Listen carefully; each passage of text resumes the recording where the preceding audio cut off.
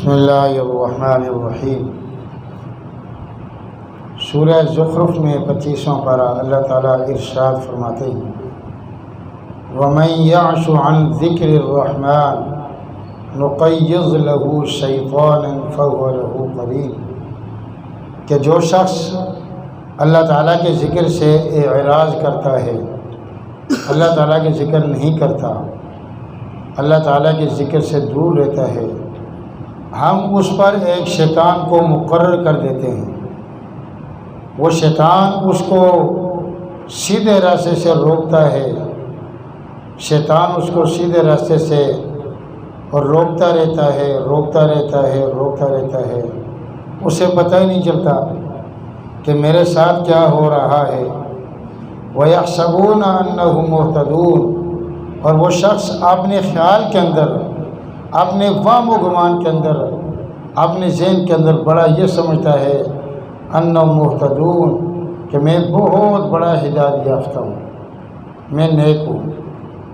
حتیٰ اذا جاءنا، یہاں تک کہ جب یہ انسان مر جاتا ہے، جو ذکر سے غافل ہے، ذکر سے دور ہے، جس پر شیطان کو مقرر کیا گیا، جب یہ مر کر ہمارے پاس آتا ہے، اب دیکھتا ہے کہ اوہو میرا تو نقصان کر دیا شیطان نے، تو پھر موت کے بعد کیا کہتا ہے؟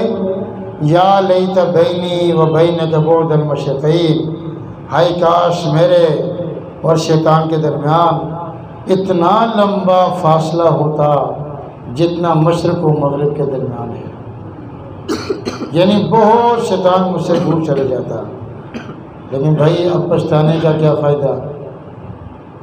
پچھتانے کا کیا فائدہ؟ زندگی میں انسان اللہ تعالیٰ کو یاد کر لیتا، اللہ تعالیٰ کے ذکر کر لیتا، اللہ تعالیٰ کو راضی کر لیتا، اللہ کے عذاب سے ڈر جاتا، گناہوں سے توبہ کر لیتا، استغفار کر لیتا۔ دنیا جگہ ہے گناہوں سے بچنے کی،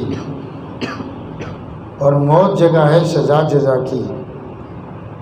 تو دنیا میں ایک انسان نے ذکر نہیں کیا تو موت کے بعد تو پچھتاوا ہوگا۔ اللہ تعالیٰ کے ذکر اتنی پیاری چیز ہے، اتنی عظیم چیز ہے کہ ذکر کرنے کے لیے ہمارے دین نے کوئی کیفیت مقرر نہیں کی کہ تم بیٹھ کر ذکر کرو یا لیٹ کر ذکر کرو یا کھڑے ہو کر ذکر کرو یا وضو کر کے ذکر کرو یا پاک ہو کر ذکر کرو یا منہ کی طرف قبلہ کر کے ذکر کرو۔ نہیں، ایسے کوئی چکر نہیں ہے۔ الذین یذکرون اللہ قیاما وقعودا وعلی جنوبہم، سمجھدار وہ لوگ ہیں جو اللہ کے ذکر کھڑے ہو کر بھی کرتے ہیں، رکوع میں بھی کرتے ہیں اور بیٹھ کر بھی کرتے ہیں اور لیٹے لیٹے بھی اللہ تعالیٰ کو یاد کرتے ہیں۔ ہر حال میں اللہ تعالیٰ کا ذکر، حتیٰ کہ اگر انسان کا وضو نہیں ہے تب بھی اللہ تعالیٰ کو یاد کر سکتا ہے۔ حتیٰ کہ اگر بائی چانس انسان ناپاک ہو جائے، انسان پر غسل واجب ہو جائے، تو تب بھی قرآن کریم تو نہیں پڑھ سکتا، مسجد میں تو نہیں آ سکتا، لیکن اللہ کا ذکر پھر بھی کر سکتا ہے۔ پہلا کلمہ پڑھے، تیسرا کلمہ پڑھے، درود شریف پڑھے، بسم اللہ پڑھے۔ اللہ کا ذکر کتنی پیاری چیز ہے۔ اور یہ ذکر کیا چیز ہے؟ جیسے ہمارے یہاں گلی محلے میں ننھے منے معصوم بچے کھیلتے ہیں، تو کھیلتے کھیلتے بچوں میں جنگ ہو جاتی ہے، لڑائی ہو جاتی ہے۔ اب وہ 2-4 بچے ایک کو مارنا چاہتے ہیں تو وہ بچہ مجبوراً اپنے گھر والوں کو پکارے گا، اپنی امی کو آواز دے گا، ابو کو آواز دے گا، حالانکہ اس بچے کے امی ابو بہت دور ہیں، لیکن پکارے گا امی ابو یہ مجھے مار رہے ہیں۔ تو باقی بچے اس کی پکارنے سے ڈر جائیں گے، کہیں اس کے امی ابو آ ہی نہیں جائیں گے۔ سیم یہی مثال ہے کہ شیطان ہمارا دشمن ہے، نفس ہمارا دشمن ہے، یہ ہمیں جنت سے دور لے جانا چاہتے ہیں، جہنم میں داخل کرنا چاہتے ہیں۔ ہم اللہ کو پکاریں گے، اللہ کو یاد کریں گے، اللہ تعالیٰ کا ذکر کریں گے۔ جب اللہ تعالیٰ کا تصور ہوگا تو شیطان خود بخود بھاگ جائے گا۔ اس لیے اللہ کا ذکر بہت ضروری ہے۔ حدیث پاک کا مفہوم ہے کہ 2 شخص، ایک وہ بندہ جس کو اللہ نے بہت زیادہ دولت عطا کی، بہت زیادہ ڈالر، ریال اور پیسے، سونا چاندی، ہیرے جواہرات، موتی عطا کیے، اور وہ پیسے تقسیم کر رہا ہے، ہر ایک کا خیال کر رہا ہے، فقیروں کو، غریبوں کو، بیواؤں کو، یتیموں کو، فلاں فلاں کو دے رہا ہے، اور دوسرا آدمی ہر وقت اللہ کا ذکر کر رہا ہے۔ تو حدیث پاک کا مفہوم ہے ذکر کرنے والا اس سے زیادہ بہتر ہے، کیونکہ دینے والا کے اندر یہ بھی احتمال ہے جو خرچ کر رہا ہے ممکن ہے اس کے دل میں ریا آ جائے، دکھلاوا آ جائے کہ لوگ مجھے سخی کہیں، لوگ مجھے یہ کہیں گے یہ بڑا غریبوں کا خیال کرنے والا، اور یہ بھی ممکن ہے کہ جس پر اس نے خرچ کیا بعد میں احسان جتا کر آپ نے خرچ کیے پر پانی پھیر دے، یہ بھی ممکن ہے۔ لیکن جو ذکر کرنے والا ہے اس کے دل کے اندر کس کی لالچ ہے؟ بس ذکر کرنے والا زیادہ بہتر ہے۔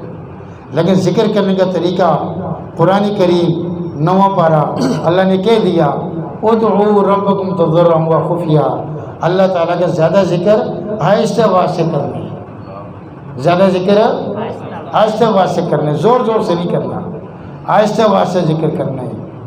حتیٰ کہ اگر کوئی سویا ہوا ہے، کوئی آرام کر رہا ہے تو ہمارے ذکر سے اس کے آرام میں خلل نہ ہے، کوئی بیمار ہے، کوئی زیادہ بندہ مصروف ہے، کوئی پڑھائی کر رہا ہے تو ہمارے ذکر سے اس کو تنگی نہ ہو۔ اور خواتین مائیں بہنیں وہ بھی بیان میں ہیں تو ان کا ذکر پردے میں رہ کر اور زیادہ آہستہ آواز سے، جیسے عورت خود پردے کا نام ہے بے عین ہی اسی طرح عورت کی آواز بھی پردہ ہے۔ اگر عورت کی آواز پردہ نہ ہوتی تو عورتیں مسجدوں میں اذانیں دیتی، عورتیں اسپیکر میں نعتیں پڑھتی، عورتیں جمعہ پڑھاتی، عورتیں عید کی نمازیں پڑھاتی، عورتیں نماز بجماعت اسپیکر میں پڑھاتی۔ لیکن ہمارے دین نے کہا ہے کہ جیسے عورت پردے کی چیز ہے ایسے ہی اس کا آواز بھی پردہ ہے۔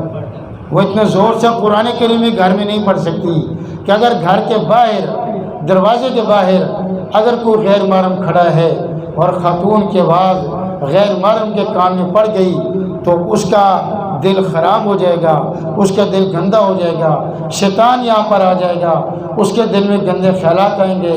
اس عورت کے معاملے میں یہ عورت گنہگار ہوگی کہ اس نے اس کو مجبور کیا اپنی طرف آنے پر۔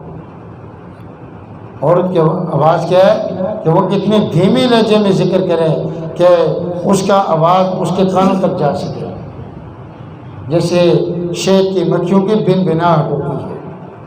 ہمارے یہاں جہالت کا دور دارا ہے کہ جب کوئی مر جاتا ہے، میت رکھی ہوتی ہے تو خواتین اکٹھی ہو کر ذکر کرنا شروع کر دیتی ہیں بلند آواز سے، خانہ کعبہ بیت اللہ محمد پاک رسول اللہ، اس میت نے بخشی تو آپ اللہ۔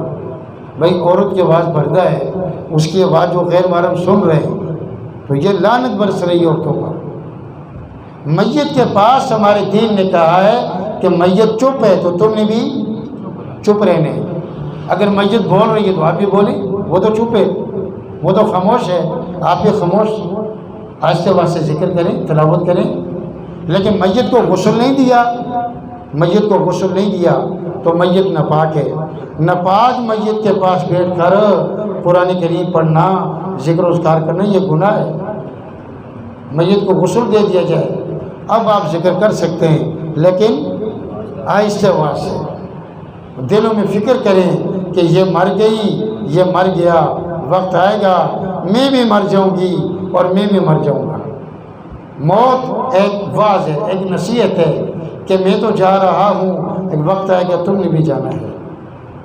تو جو بندہ جتنا زیادہ ذکر کرے گا، جتنا زیادہ مرتے ہوئے اس کو کلمہ نصیب ہو جائے گا، اور جو بندہ ذکر کم کرے گا، جس چیز کا تذکرہ دنیا میں زیادہ ہوگا انسان کی زبان پر، موت کے وقت اس کی زبان پر اسی کا تذکرہ آ جائے گا۔ کہتے ہیں ایک جگہ ایکسیڈنٹ ہوا، بس یہ لوکل ہوتی ہے نا سواری والی بس، اس کا ٹکراؤ ہوا کسی درخت کے ساتھ، تو کنیکٹر موقع پر ختم ہونے لگا، ڈرائیور بھی مرنے لگا۔ وہاں 2-4 لوگ راستے میں جانے والے جا رہے تھے، انہوں نے محسوس کیا کہ یہ کنیکٹر کرایہ لینے دینے والا اس کے آخری وقت ہے۔ انہوں نے اس کے سر کو اپنی گودی میں رکھا اور کہا کہ بھائی لا الہ الا اللہ، لا الہ الا اللہ، تاکہ اس کو کلمہ نصیب ہو جائے، تاکہ اس کو ایمان نصیب ہو جائے۔ تو وہ کیا کہہ رہا ہے؟ وہ کرایہ لینے دینے کی باتیں کر رہا ہے، تم 10 روپے دو، تم 20 روپے دو، تمہارا بقایا کتنا